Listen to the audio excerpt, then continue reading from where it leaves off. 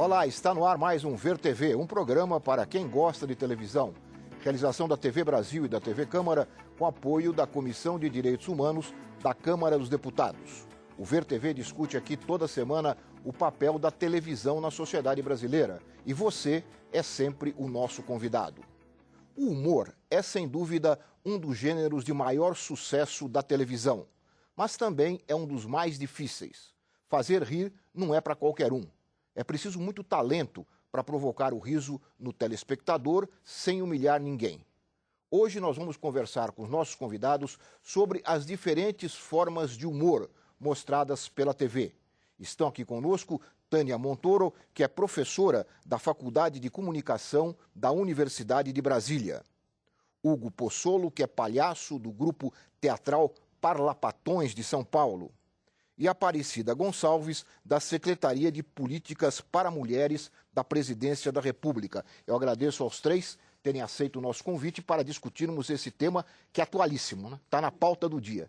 Mas antes de começar a conversa, vamos assistir uma breve reportagem sobre o tema de hoje. Vamos ver.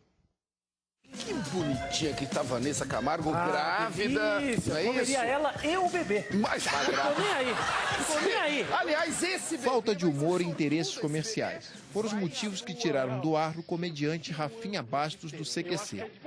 Eu acho o seguinte, existe mulher feia e sim, é que nem a lua. É que nem a lua. E uns poucos homens vão lá, ficam só um pouquinho de tempo e nunca mais voltam. Tem a ver. Acho que o Rafinha Bastos vai fazer falta, cara. Uma ameaça da perda de publicidade, ainda que velada, foi determinante para a decisão da emissora. Tenho certeza. Falta o quê? Falta o quê? Porra! O bom senso determina até onde a atração pode ir. Nem sempre a piada mais grosseira é a que consegue arrancar boas risadas. A Globo, por exemplo, também desagradou com o humorístico Zorra Total. O quadro do metrô chegou a receber críticas do Sindicato dos Metroviários pela banalização do assédio sexual no transporte coletivo, mas continua no ar. Ô Valéria, O que é? olha, esse homem que tá aqui atrás de mim, ele tá me bulinando. Mudando de canal, a Record e o SBT apostam em fórmulas antigas como a Escolinha do Gugu e a Praça é Nossa, repetindo velhas piadas. Um ex-gay como eu tem que ser assim, durão. Cara, me deixam, cara. Bom, afinal, eu tenho aquilo que toda mulher deseja, né? O que é? O número do celular do Thiago Lacerda. Na Rede TV, a grosseria dá o tom do humor. Aos domingos, o horário nobre da emissora é preenchido pelo Pânico na TV, que apela para cenas de nudismo e quadros que beiram o bizarro. Nesse vale tudo pela audiência, será que o telespectador ainda acha graça dessas cenas? Bom, uma das coisas que eu mais gosto na minha vida é investir em rodoviária.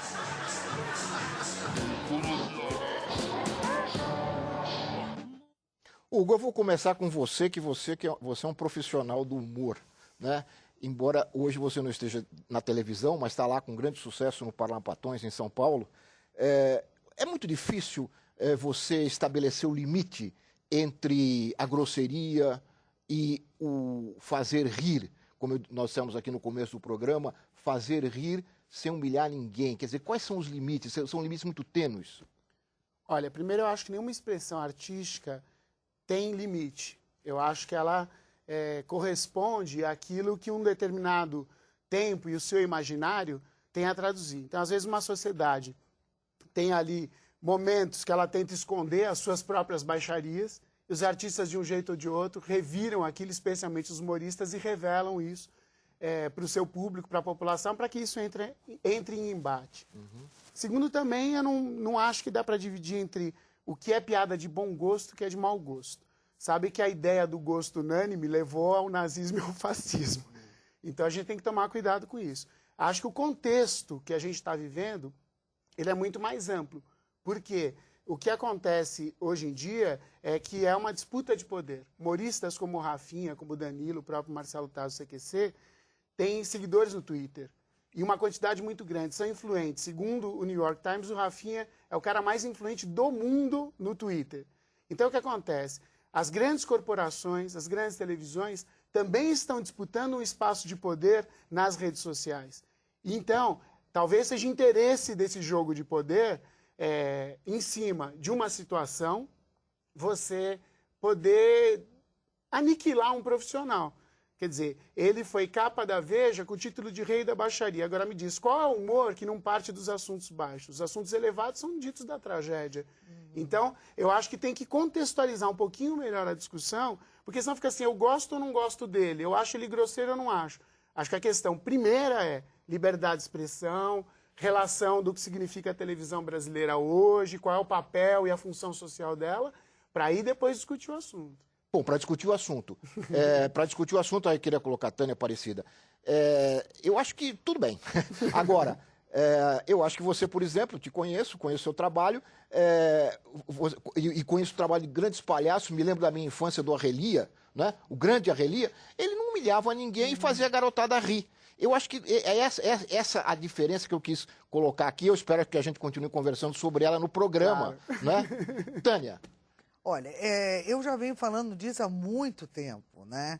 Eu já tive, inclusive, pessoas que já me mandaram e-mail, me xingando, porque uma vez eu usei uma frase de que o humor brasileiro estava naturalizando a discriminação e a baixaria. Por quê? Por que ele naturaliza? É simples. Todas as vezes que você repete inúmeras vezes determinados fatos, eles viram verdades. Tá? Então, isso aí tem um nome que se chama mimesis, ou seja, a capacidade de imitar aquilo, é o imitatio, é aquilo que eu vejo. Né? Então, eu sou super favorável à liberdade de expressão. Morro de medo de qualquer coisa no Brasil de limite de liberdade de expressão. Eu acho que nós mal começamos a respirar. Né? Agora, o que a gente pede é que a televisão, para oferir audiência, ela não precisa dessa naturalização da baixaria. Por que ela não precisa? Eu vou te dizer por quê. Porque nós não temos outro lazer no Brasil. As pessoas vão estar ligadas mesmo na televisão aberta, entendeu? Então fiquem tranquilos que nós não vamos precisar, nós não temos como. O povo brasileiro não tem acesso à cultura ainda. Então vocês, donos das grandes corporações que mandam na televisão brasileira, podem ficar tranquilos. Nós só não queremos ser agredidos dentro da sala da nossa casa. E somos muitas vezes agredidos. Esse programa aí que trabalha a Sabrina Sato, eu esqueci o nome. Pânico na TV. O Pânico na TV, ele é de uma grosseria. Outro dia eu vi uma cena com uma pessoa sem dente e que as pessoas riam daquilo. Olha, ninguém gosta de estar sem dente. As pessoas que estão sem dente, elas querem ser bonitas, entendeu? Na primeira oportunidade que elas têm, elas vão procurar um dentista, elas vão procurar colocar o dente. Isso não é motivo de riso, isso é motivo de choro. Eu fico com muita pena quando uma pessoa não tem dente. Tá entendendo? Eu gostaria que todo mundo tivesse dente, tivesse indo de outras coisas. E não fosse apelar dessa forma. Uma pessoa que não tem dente, o outro que é manco, a outra que é gorda e não entra no avião, entendeu? O mundo é feito de pessoas heterogêneas. Quem é que quer homogeneidade? A quem interessa o homogêneo? Como o Afonso Romano outro dia disse, eu não quero seguidores, nem eu quero seguidores, porque agora tem esse nome, já está seguindo no Twitter. Quem gosta de ser seguido, não tem...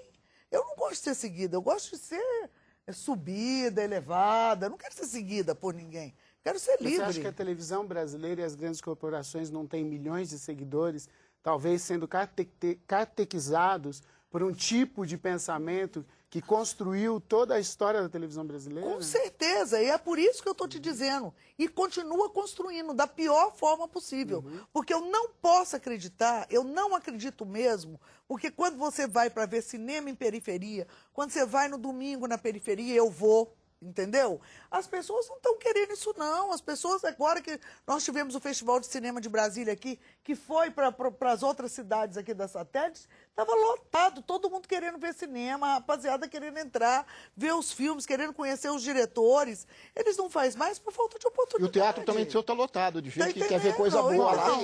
Eu acho que existe um aspecto que a Tânia está colocando, que é o seguinte, não é todo humor que é transformador. Existe um humor conservador e que realmente ele acaba replicando certos valores conservadores, que são valores que não fazem a sociedade se tornar mais civilizada, né? São valores que prendem as pessoas em aspectos que são reforçar o preconceito, segurar. Agora, isso eu concordo plenamente. A questão para mim, e aí essa discussão acabou explodindo na internet pelo meu Twitter, quando eu me coloquei em defesa, não exatamente da piada do Rafinha ou da situação, é a questão da pressão e da censura econômica feita. Quem passou por uma ditadura como nós, sabemos que a censura não é nada boa, nada agradável e nada civilizatória. Também. Então, eu acho que é só colocar a discussão nesse aspecto. Eu acho que o público ele tem a opção de mudar de canal,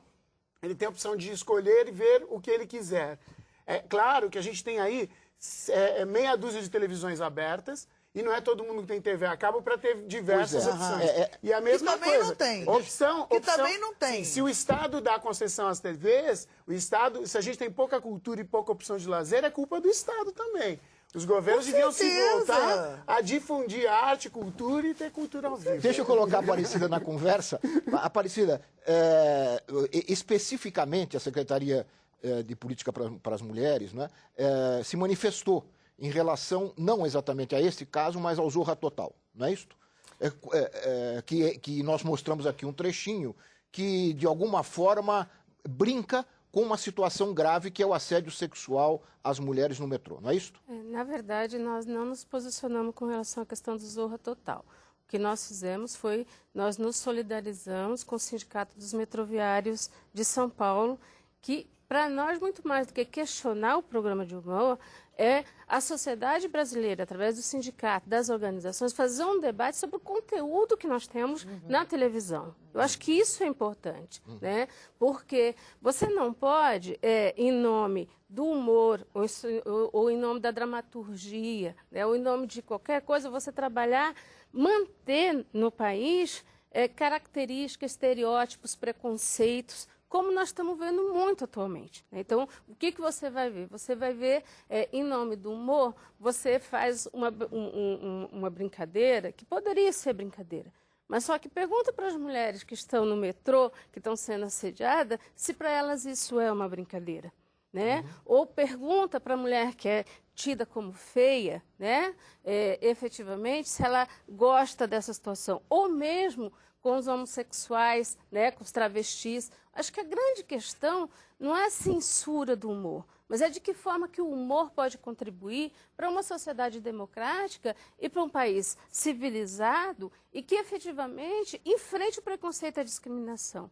Ora, nós sabemos que no Brasil a questão do estereótipo, né, é muito forte e nós sabemos que a discriminação é muito forte. Nós temos aí assistido, nesses últimos tempos, o que tem acontecido, aconteceu na Paulista com os meninos, com um pai e um filho que estavam andando, que foram agredidos. Então, na verdade, são questões que estão postas e que nós temos que discutir. Eu acho que o artista brasileiro, né, eu acho que os autores brasileiros são de uma criatividade que eles não necessariamente precisariam usar desse tipo de humor para fazer sucesso. Né? Eu acho que isso é uma coisa que a gente vai ter que discutir. Então, não é censura, em nenhum momento se pensa em censura, mas nós precisamos sim fazer uma discussão sobre o conteúdo.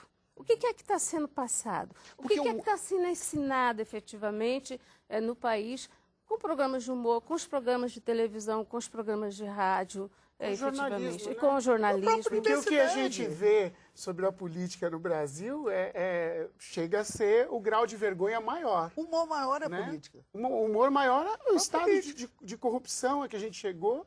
É assustador. Quer dizer, isso talvez seja tão pernicioso ou mais que qualquer outro aspecto da ficção. Porque há uma confusão, às vezes, entre ficção e realidade.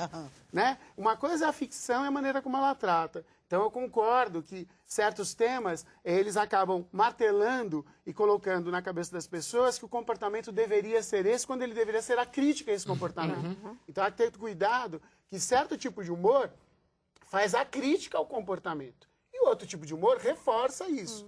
Não podemos impedir um outro, até porque não sabemos o limite entre um outro.